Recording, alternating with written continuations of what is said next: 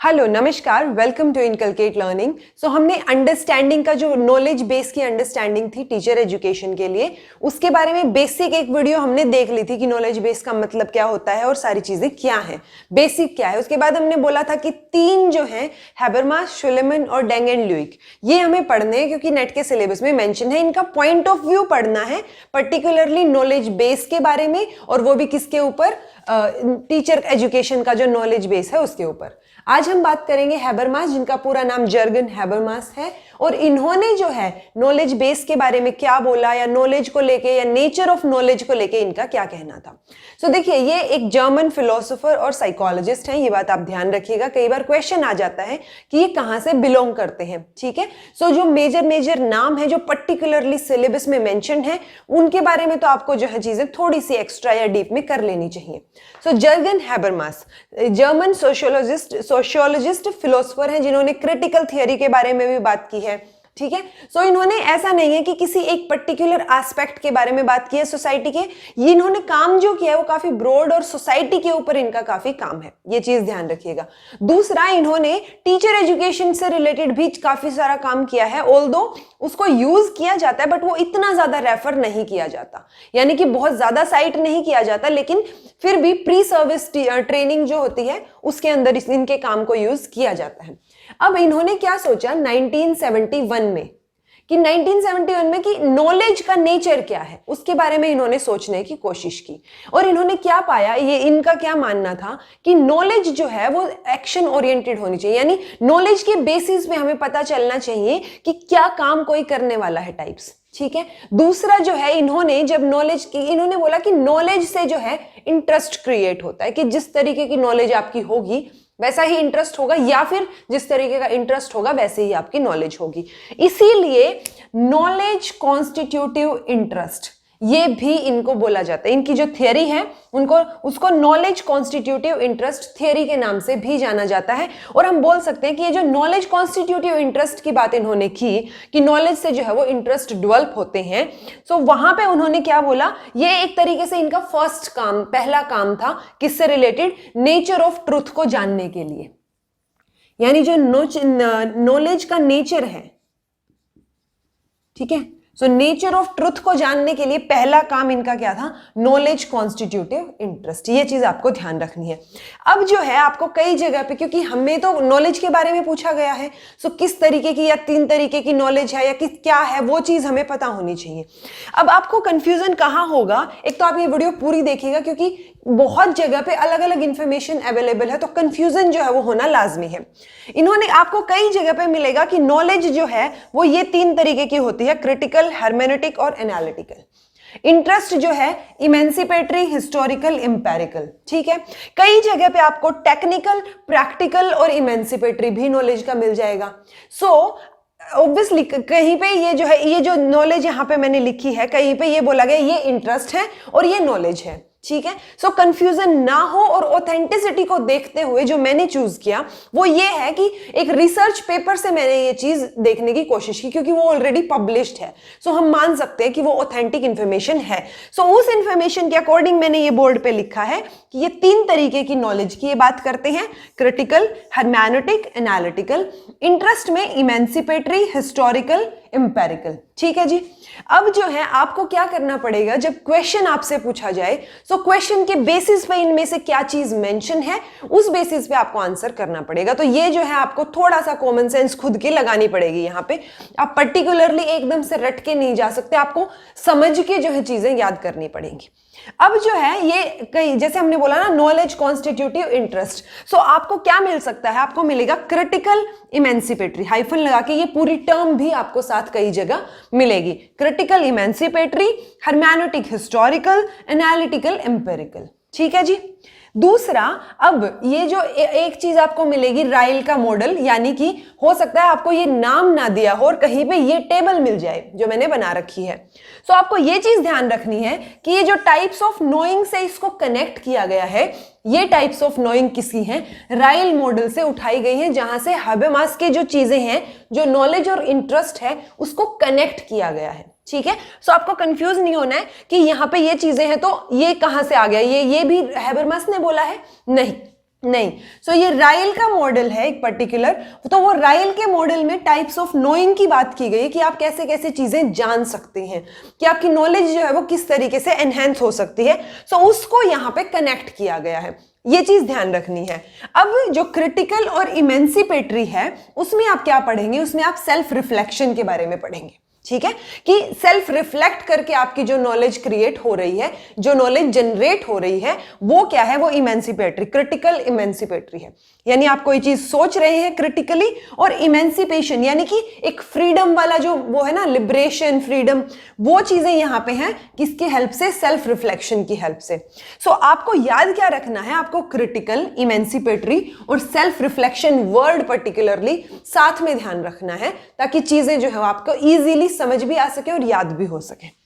फिर आता है हर्मेनेटिक, हिस्टोरिकल, और इसके साथ साथ आपको प्रैक्टिकल याद रखना पड़ेगा, क्योंकि मैंने आपको बताया ना कई जगह टेक्निकल, प्रैक्टिकल, इमेंसिपेटरी नॉलेज की बात की गई है, राइट। सो ये चीज आपको ध्यान रखनी है। और ये जो हिस्टोरिकल या हर्मेनेटिक या प्रैक्टिकल है, इसमें क्या बात की गई है, इसमें इंटर सब्जेक्ट रिलेशन की बात की गई है, और उसी के तहत हम यहाँ पे ह्यूमैनिटीज और सोशल साइंस का एग्जाम्पल देते हैं, ठीक है। और जो इमेंसिपेटरी है उसमें हम मार्क्स का और फ्रूइड का एग्जाम्पल देते हैं। फ्रूइड ने जैसे साइको एनालिटिकल या जो हम साइकोसेक्सुअल थ्योरी पढ़ते हैं वो दी थी। सो वो चीजें यहाँ पे इन दोनों को हम ध्यान रखते हैं एग्जाम्पल के रूप में, कि वहां पे उन्होंने क्रिटिकल इमेंसिपेशन की बात की या उस तरीके की चीजें वहां से फिट बैठती हैं, ठीक है जी। दूसरा मैंने आपको बता दिया, hermeneutic, practical, historical, inter relation, inter subject relation, जो हमने यहाँ सोशल साइंस और ह्यूमैनिटीज लिखा, ठीक है, ये उसके एग्जाम्पल में आएगा। फिर आता है एनालिटिकल, एम्पेरिकल, और एम्पेरिकल के साथ साथ इसको बहुत बार टेक्निकल या इंस्ट्रूमेंटल भी बोला जाता है।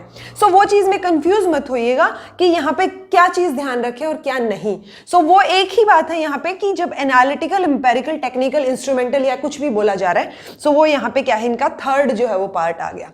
इसमें इन्होंने मैनिपुलेशन ऑफ एनवायरनमेंट की बात की है। मैनिपुलेशन ऑफ एनवायरनमेंट यानी एनवायरनमेंट के बेसिस पे चीजें चेंज होती हैं या नॉलेज क्रिएट होती है। जैसे कई बार हम बोल देते हैं ना, टेक्निकल इश्यू था, टेक्निकल यानी आपके एनवायरनमेंट में कोई इश्यू आ गया था, राइट। सो वैसा ही कुछ है कि मैनिपुलेशन ऑफ एनवायरनमेंट की यहाँ पे बात की गई है। अब ये जो तीन नॉलेज या इंटरेस्ट हैं, इनको राइल के मॉडल से कनेक्ट किया गया है कि इमेंसिपेटरी में नोइंग व्हाई, यानी इमेंसिपेशन में आप सेल्फ रिफ्लेक्ट जब करते हैं, सो उस टाइम पे आप व्हाई का आंसर ढूंढते हैं, व्हाई, ठीक है। सो जब आप व्हाई का ढूंढ रहे हैं तो ये इमेंसिपेटरी और क्रिटिकल से रिलेट कर जाएगा। कंपेयर कर रहे हैं ये हम कि ये किससे रिलेट कर रहे हैं। फिर आता है नोइंग हाउ, तो जब हाउ है सो हिस्टोरिकल, हर्मेनेटिकल और प्रैक्टिकल, क्योंकि प्रैक्टिकल में आप चीजें करके देख रहे हैं एक तरीके से, ठीक है।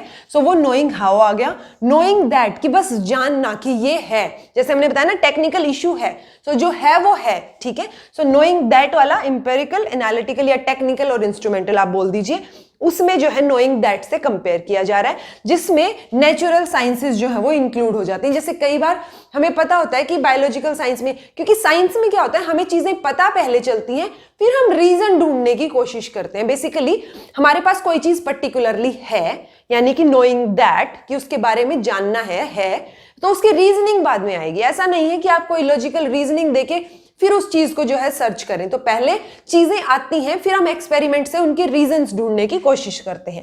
सो ये नेचुरल साइंस जो है वो ये इन एनालिटिकल, एम्पेरिकल या नोइंग दैट में इंक्लूड हो जाएगा। आई होप आपको ये चीज समझ आई होगी। सो 1971 की ये बात थी, मैंने बता दिया था आपको। अब इसके बाद ये जो रिफ्लेक्शन की, क्योंकि यहाँ पे सेल्फ रिफ्लेक्शन की हमने बात की ना, सो हैबरमास का मानना था कि जिस भी प्रोसेस से ह्यूमन बींग्स नॉलेज जनरेट करते हैं, उसमें प्रोसेस ऑफ रिफ्लेक्शन जो है वो सबसे मेजर उन्होंने माना था। तो ये चीज भी आपको ध्यान रखनी है।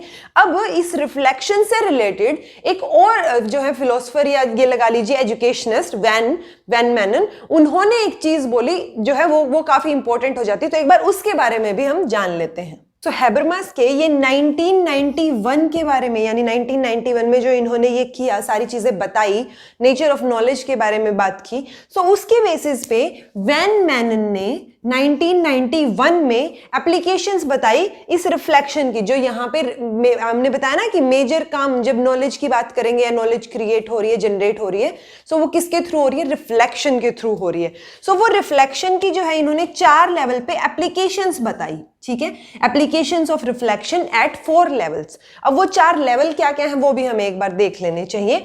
पहला है day to day application in thinking and acting, यानी जब आप कुछ काम कर रहे हैं, एक्शन ले रहे हैं, एक्ट कर रहे हैं या सोच रहे हैं, सो उस टाइम पे भी क्या है, ये एक डे टू डे लाइफ में रिफ्लेक्शन की क्या है? एप्लीकेशन है, यानी आप उसमें भी सोचते हैं ना, रिफ्लेक्ट करते हैं। सो वो ये एक जो है क्या हो गई? एप्लीकेशन हो गई। दूसरी है रिफ्लेक्टिंग ऑफ स्पेसिफिक इवेंट्स और इंसिडेंट्स, कि आप किसी पर्टिकुलर स्पेसिफिक इवेंट या इंसिडेंट के बारे में रिफ्लेक्ट बैक कर रहे हैं, सोच रहे हैं, राइट। थर्ड जो है वो क्या होगा? रिफ्लेक्शन ऑन पर्सनल एक्सपीरियंसेस, और उन पर्सनल एक्सपीरियंसेस के बारे में सोच के रिफ्लेक्ट करके उनसे नॉलेज क्रिएट करके आप क्या डेवलप करते हैं? अंडरस्टैंडिंग थ्रू इंटरप्रिटेशन, यानी आप इंटरप्रेट करते हैं फिर सोच के, ठीक है। और ये इंटरप्रिटेशन वर्ड की वजह से आपको क्या याद रखना पड़ेगा? इंटरप्रेटिव इंक्वायरी ऑफ हैबरमास, ठीक है, इंटरप्रेटेटिव। तो ये इंटरप्रिटेशन से इंटरप्रेटेटिव आएगा, ये TATIV कर लीजिएगा, ठीक है। सो इंटरप्रेटेटिव इंक्वायरी ऑफ हैबरमास, ये वर्ड भी आपको ध्यान रखना पड़ेगा कि हाँ ये हैबरमास ने दिया है, जब वो वैन मैनन ने जब उनके एप्लीकेशन की बात की है, ठीक है। सो ये भी किसकी? हैबरमास से रिलेटेड चीजें हो गई, ये हमें पता होनी चाहिए। एक है लास्ट, फोर्थ है रिफ्लेक्टिंग ऑन रिफ्लेक्शन। जो रिफ्लेक्शन की बात हमने किस में की थी? इमेंसिपेटरी में की थी, सेल्फ रिफ्लेक्शन की बात। सो ये उसके ऊपर भी रिफ्लेक्शन की बात कर रहे हैं, ठीक है, रिफ्लेक्टिंग ऑन रिफ्लेक्शन यानी कि understanding the nature of knowledge. So emancipate करना, नॉलेज के नेचर को समझना, या जो इसी को हम क्या बोलेंगे? Emancipatory interest of Habermas. सो यहाँ पे उन्होंने क्या बोला था? इंटरप्रिटेटिव इंक्वायरी ऑफ हैबरमास, यहाँ पे है emancipatory interest of Habermas. Emancipatory historical empirical, empirical को टेक्निकल या इंस्ट्रूमेंटल वो भी बोला था हमने, हिस्टोरिकल को हमने क्या बोला था? प्रैक्टिकल भी बोला था। यहाँ पे ये critical emancipatory, हर्मेनेटिक historical, analytical empirical. सो ये चीजें आपको ध्यान रखनी पड़ेंगी। आई नो थोड़ा सा मे भी आपको कंफ्यूजिंग लगा हो, बट आप एक बार और वीडियो देखिएगा, आपको समझ आएगा, बिकॉज मैंने हर जगह से ऑथेंटिसिटी इसमें लाने की कोशिश की है कि कहीं ना कहीं से ऑथेंटिक मैटर आपको मिले। नॉलेज बेस से जब हम एजुकेशन से रिलेट करेंगे, टीचर एजुकेशन से, सो इस तरीके की नॉलेज होनी चाहिए, वो इसमें बोला गया है। क्योंकि पर्टिकुलरली ऐसा तो नहीं बोलेंगे ना कि वो टीचर एजुकेशन में ये चीज हो ना हो, उन्होंने नॉलेज के बारे में बता दिया सारी चीजें। सो वो नॉलेज के बारे में ही हमने पढ़ा और उसी बारे में हमसे point of view Jurgen Habermas का पूछा गया है। सो आई होप ये वीडियो आपको क्लियर हुआ होगा। कुछ समझ ना आया हो तो कमेंट बॉक्स में कमेंट करके पूछ लीजिएगा। अब हम नेक्स्ट जो है बात करेंगे शुलमन के बारे में। So this was all about today. Thank you so much for watching.